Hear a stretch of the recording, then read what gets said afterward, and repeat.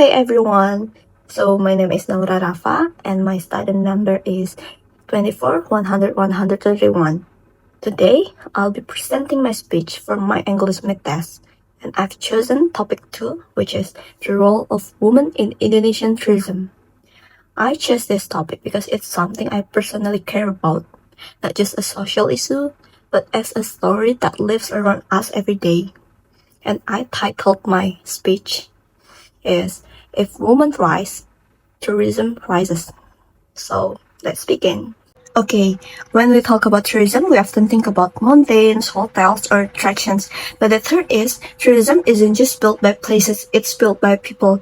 And in Indonesia, many of people who give our tourism by its warmth, its uniqueness, its identity are women. A lot of things that tourists fall in love with are local dishes, the experience of staying with local families, handmade crafts are powered by women's work. But here's the catch. Most of this work happens quietly.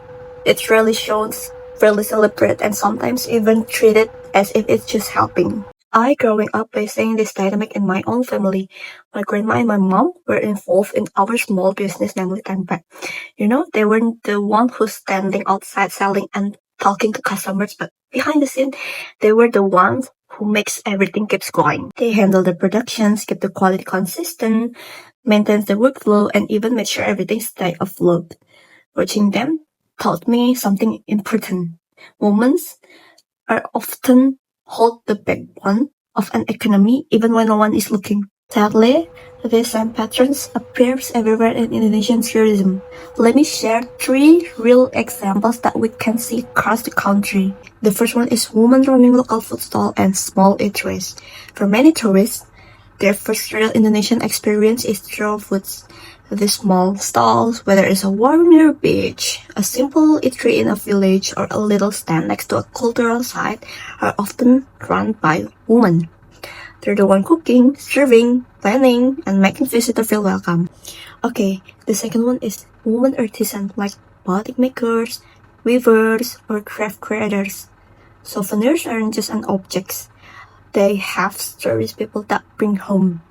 And most of these stories, like batik with traditional motifs, hand-woven textiles, handmade accessories, are created by women.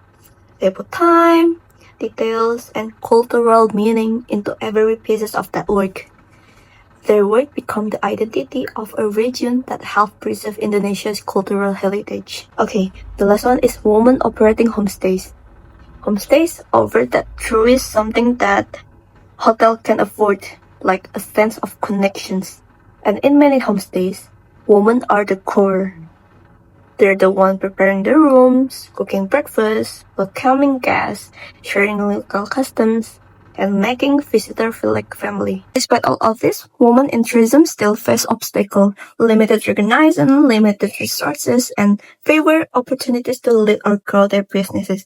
And many of them work long hours while balancing their family responsibilities, yet their contributions is seen as something small. So, the question is, how do we change that? Actually, I found 3 solutions that can help women and tourism industry to move forward together. Okay, the first one is skill training and capacity building. Women need access to workshop on digital marketing, branding, finance, and tourism service skill. With better tools, they can scale their businesses, reach more customers, and compete in a growing industry. Next solution is access to funding and business support. Capital often becomes the biggest barrier.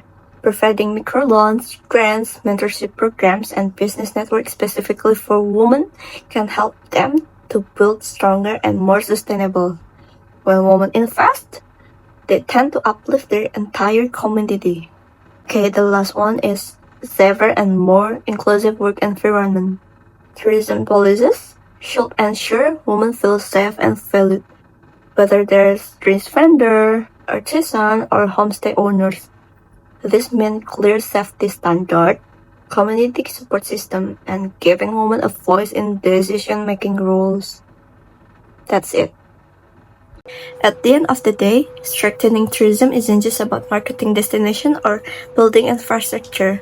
It's about empowering the people who shape the experience. And very often, those people are women. So we should empowering the woman instead.